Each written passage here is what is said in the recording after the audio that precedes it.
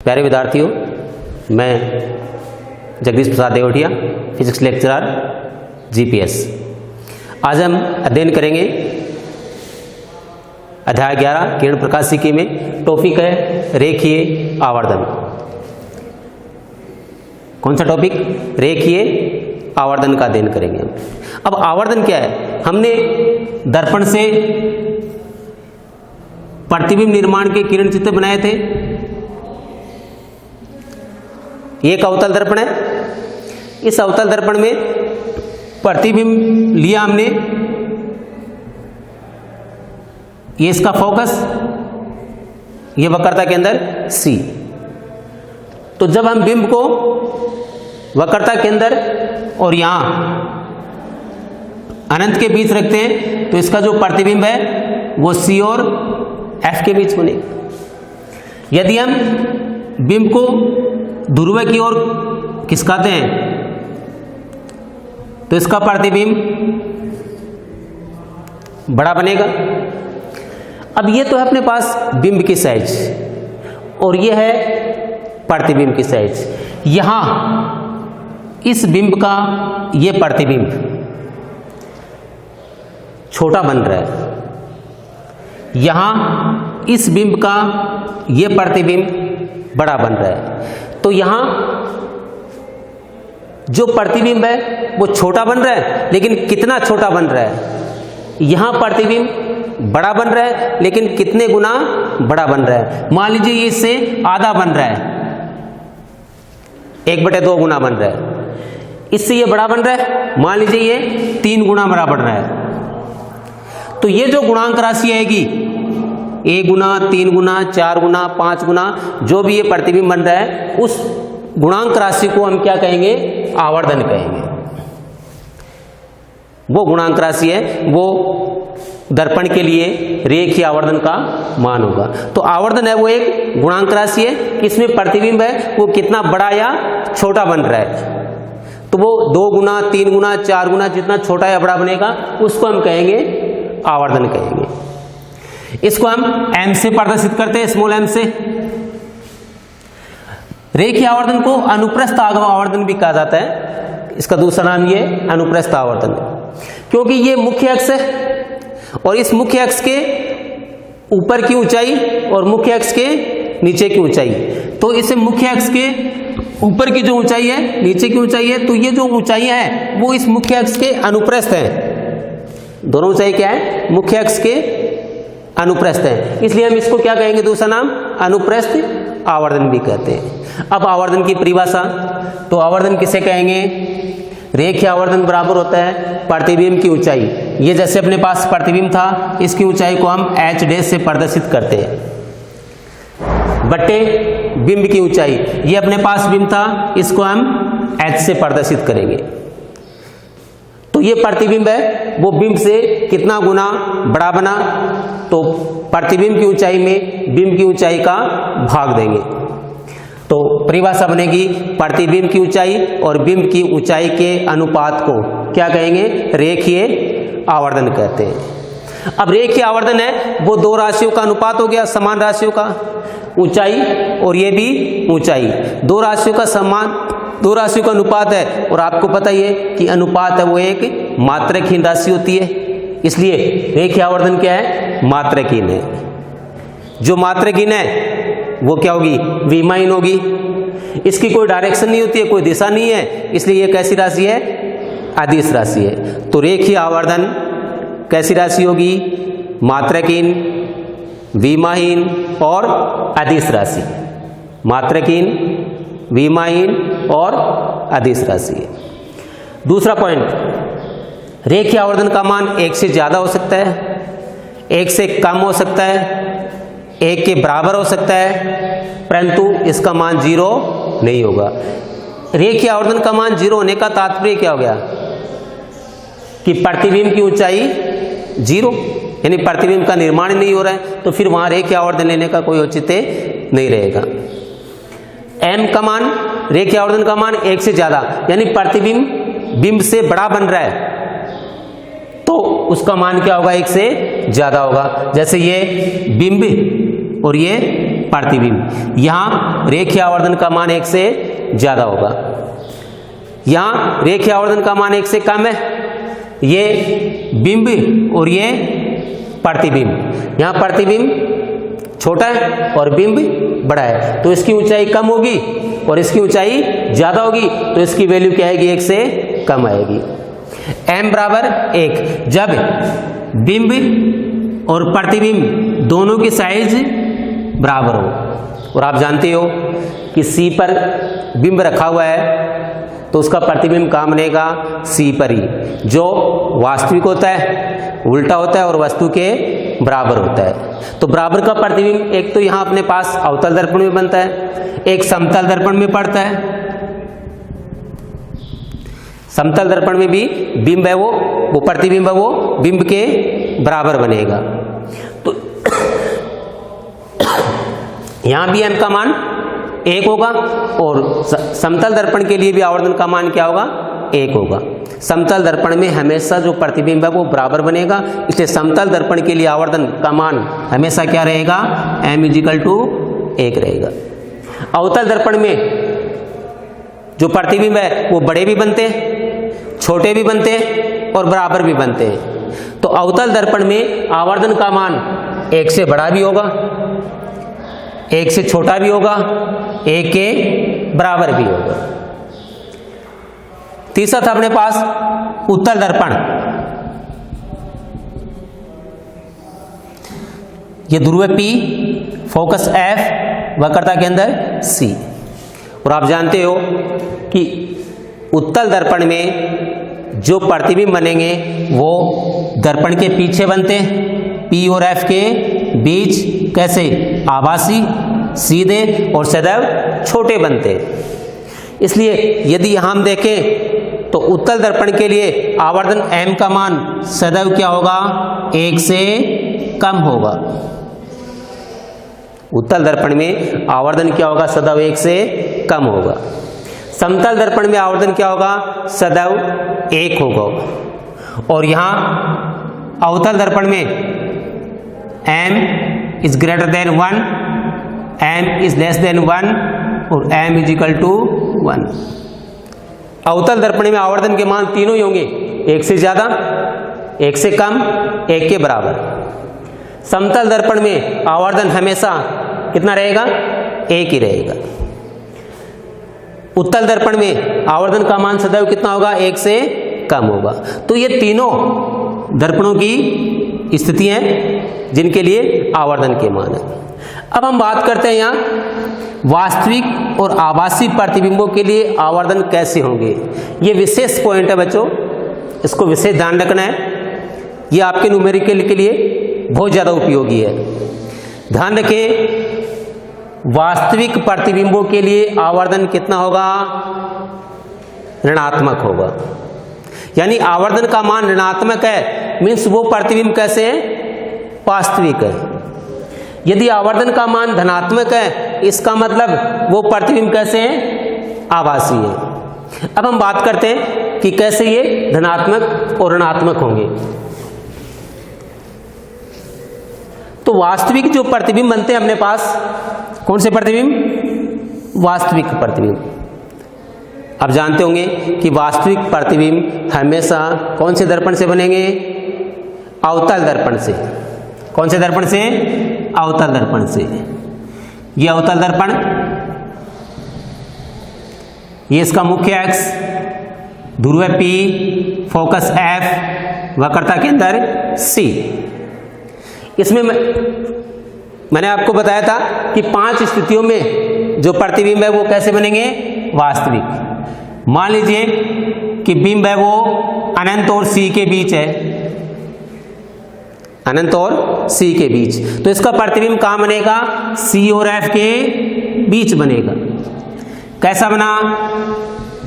ये वास्तविक है, और जो वास्तविक है वो निश्चित है कैसे होते हैं? उल्टे होते हैं। तो ये उल्टा प्रतिबिंब बना और वस्तु से छोटा प्रतिबिंब बना। ये इस प्रतिबिंब की प्रकृति है। अब हमने चिन्ह परिपाटी में पढ़ा था कि मुख्य अक्ष के ऊपर की जो ऊंचाइयां हैं वो कैसे लेते हैं? पॉजिटिव चिन्ह के साथ में। मुख्य अक्ष के ऊपर की जो ऊंचाई है वो कैसी रखेंगे? पॉजिटिव चिन्ह के साथ में। मुख्य अक्ष के नीचे की जो ऊंचाई है वो कैसी रखेंगे हम? नेगेटिव चिन्ह के साथ। इसका मतलब प्रतिबिंब की जो ऊंचाई है जिसको हम किससे लिख रहे हैं? एच डैश से। तो यहां एम बराबर एच डैश का मान किस में आएगा? नेगेटिव आएगा। और बिंब की ऊंचाई मुख्य अक्ष के ऊपर की तरफ की जो दूरी है वो कैसी रखेंगे? पॉजिटिव। तो इसका मान कितना है? कैसा आएगा? पॉजिटिव आएगा। इसलिए इस वास्तविक प्रतिबिंब के लिए m कैसा हो जाएगा? ऋणात्मक हो जाएगा, क्योंकि वास्तविक प्रतिबिंब निश्चित है। कैसे बनते हैं? उल्टे बनते हैं। और जब ये उल्टे बनेंगे तो मुख्य अक्ष के नीचे की तरफ और नीचे की तरफ की जो दूरी है उसको हम कैसा लेंगे? नेगेटिव चिन्ह के साथ में लेते हैं। इसलिए वास्तविक जो प्रतिबिंब है याद रखें कैसे होंगे? ऋणात्मक होंगे। वास्तविक प्रतिबिंब हमेशा कैसे होंगे? वो वास्तविक प्रतिबिंबों के लिए आवर्धन का मान कैसा होगा? ऋणात्मक होगा। अब हम देखते हैं आभासी प्रतिबिंबों के लिए आवर्धन। तो आभासी प्रतिबिंब अवतल दर्पण में भी बनते हैं, समतल में भी बनते हैं और उत्तल में भी बनते हैं। ये उत्तल दर्पण, ये इसका फोकस वो ध्रुव P, फोकस F और वक्रता के अंदर C। तो यहां उत्तल दर्पण में ये बिंब हो गया और इसका प्रतिबिंब कहाँ बनेगा बच्चों? P और F के बीच ही बनेगा हमेशा। और कैसा बनेगा? आभासी और सीधा। जो आभासी होगा वो कैसा होगा? सीधा होगा। तो प्रतिबिंब की ऊंचाई को भी किस चिन्ह के साथ मिलेंगे? पॉजिटिव चिन्ह के साथ में। और बिंब की ऊंचाई को भी किसके साथ लेंगे? पॉजिटिव चिन्ह के साथ में। तो इसके लिए m का मान m बराबर ये संख्या भी पॉजिटिव आएगी और ये संख्या भी पॉजिटिव आएगी। तो इसका मान कैसा होगा? हमेशा धनात्मक होगा। तो आभासी प्रतिबिंबों के लिए आवर्धन का मान कैसा होता है? धनात्मक होता है। तो इस पॉइंट को विशेष ध्यान रखें। जब हम न्यूमेरिकल करेंगे तो न्यूमेरिकल में ये अपने लिए बहुत ज़्यादा उपयोगी है। मान लीजिए फॉर एग्जाम्पल अपने पास m का मान दिया हुआ है -2। m का मान कितना दिया हुआ है? -2। तो अब यहां से हम प्रतिबिंब की प्रकृति पता कर सकते हैं। किसकी प्रकृति? प्रतिबिंब की प्रकृति। ये माइनस चिन्ह या प्लस चिन्ह यहां होगा संख्या के साथ में, माइनस होगा या प्लस होगा। तो जब ये माइनस होगा इसका मतलब हम पहचान सकते हैं कि वो प्रतिबिंब कैसा होगा? वास्तविक होगा। यहां प्रतिबिंब कैसा आएगा? वास्तविक। और ये आप जानते हो कि जो वास्तविक प्रतिबिंब होगा वो कैसा होगा? उल्टा होगा। वास्तविक प्रतिबिंब कैसा होगा? उल्टा होगा। अब यहां संख्यात्मक तौर पर अपने को देखना है कि m का मान कितना है? 2। प्लस चिन्ह छोड़ दीजिए, आप माइनस चिन्ह छोड़ दीजिए। प्लस और माइनस तो क्या प्रदर्शित करेंगे? वास्तविक और आभासी प्रदर्शित करेंगे। अब संख्या देखनी है, संख्या है यहाँ 2 जो क्या है? 1 से बड़ी है। इसका मतलब प्रतिबिंब कैसा बनेगा? बड़ा प्रतिबिंब बनेगा। इस तरीके से m के मान से हम प्रतिबिंब की प्रकृति का पता कर सकते हैं। दूसरी स्थिति देख लीजिए। मान लीजिए m बराबर +1/3 है। चिन्ह कैसा है? धनात्मक। चिन्ह कैसा है? धनात्मक। और धनात्मक आवर्धन किसके लिए होगा? आभासी प्रतिबिंब के लिए। तो यह प्रतिबिंब कैसा होगा? आभासी होगा। और जो आभासी होते हैं वो कैसे होंगे? उल्टे या सीधे? आभासी प्रतिबिंब हमेशा सीधे होते हैं। अब यह देखना है कि छोटा है या बड़ा है। तो आप जानते हो कि 1/3 1 से छोटी संख्या है तो प्रतिबिंब कैसा होगा? छोटा होगा। तो इस तरीके से हम आवर्धन से प्रतिबिंब की प्रकृति का पता लगा सकते हैं कि प्रतिबिंब कैसा होगा, आभासी या वास्तविक, उल्टा, सीधा, छोटा या बड़ा। तो ये तो था बच्चों रेखीय आवर्धन।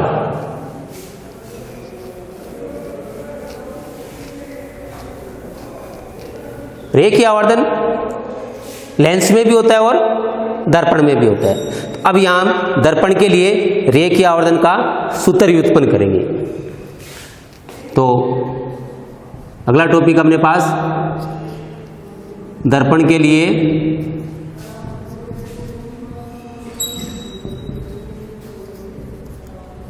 रेखीय आवर्धन का सूत्र। दर्पण के लिए रेखीय आवर्धन का सूत्र। तो दर्पण के लिए हमने दर्पण समीकरण पढ़ा था, 1/f बराबर 1/v प्लस 1/u। ये दर्पण समीकरण व्युत्पन्न करने के लिए किरण चित्र का उपयोग किया था। तो यहां पर भी हम किरण चित्र का उपयोग करेंगे, वही किरण चित्र काम में ले लेंगे जो दर्पण समीकरण के लिए लिया था।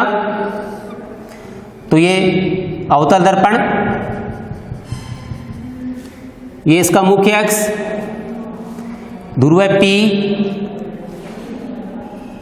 फोकस F, वक्रता केंद्र C। यहां हम बिंब को रखते हैं अनंत और C के बीच। बिंब है अपने पास AB, बिंब को कहां रखा, अनंत और C के बीच। तो इसका प्रतिबिंब कहां बनेगा, C और F के बीच। तो प्रतिबिंब बनाने के लिए दो किरणों की आवश्यकता होगी। एक तो हम लेते हैं मुख्य अक्ष के समांतर किरण, जो इसको ये M बिंदु पर आपतित होती है दर्पण पर। ये दर्पण से परावर्तन के पश्चात कहां से गुजरेगी, फोकस F से गुजरेगी।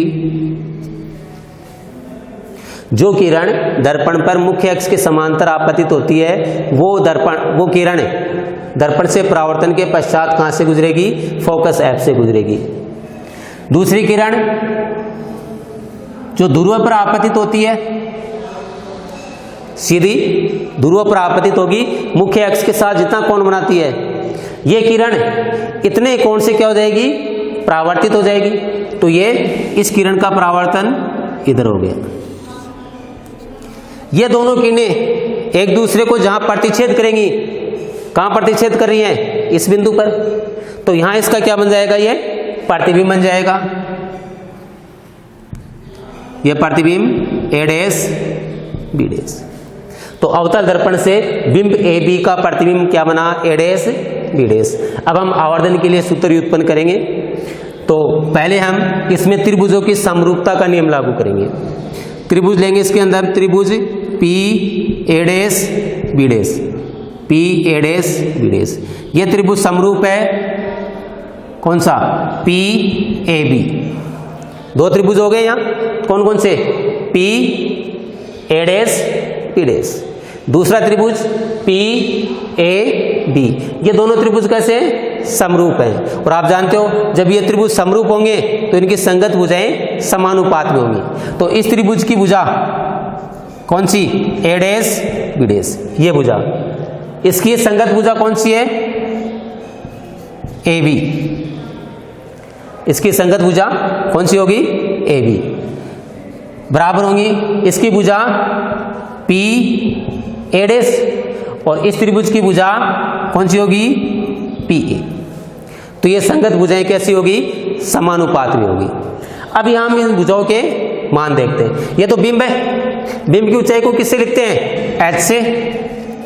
ये क्या है, प्रतिबिंब की ऊंचाई, प्रतिबिंब की ऊंचाई को किससे लिखेंगे, H डैश से।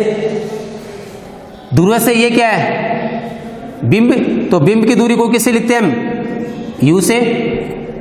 और प्रतिबिंब की दूरी को V से लिखते हैं बच्चों। अब चिन्ह परिपाटी के उपयोग करके हम इन दूरियों के मान रखें। A डैश B डैश, देखिए A डैश B डैश मुख्य अक्ष से नीचे की दूरी है, तो इसका मान कैसा रखेंगे, नेगेटिव। तो चिन्ह परिपाटी का उपयोग करके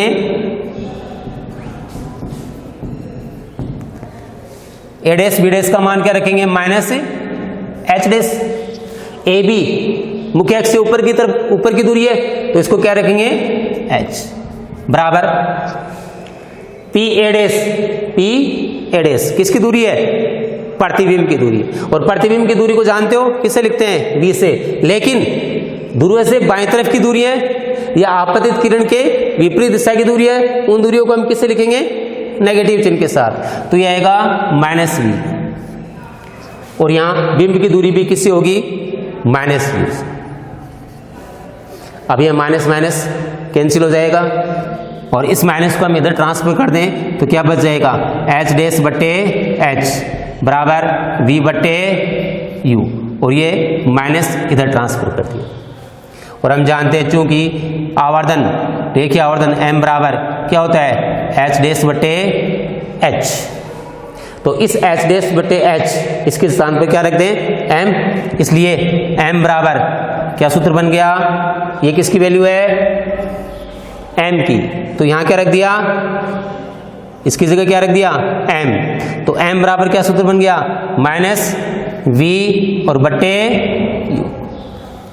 तो ये दर्पण के लिए रेखीय आवर्धन का सूत्र प्राप्त होगा, जहां v क्या है, प्रतिबिंब की दूरी, और u है बिंब की दूरी। इससे अब इसी सूत्र को दर्पण के लिए आवर्धन का एक सूत्र तो ये हो गया, m बराबर एच डैश बट्टे एच, एक फॉर्मूला तो ये बन रहा है परिभाषा से। और दूसरा फॉर्मूला m बराबर माइनस वी बट्टे यू, दूसरा फॉर्मूला ये बन रहा है। इसके दो अन्य सूत्र हो रहे हैं जिसको हम अगली क्लास में पढ़ेंगे। धन्यवाद।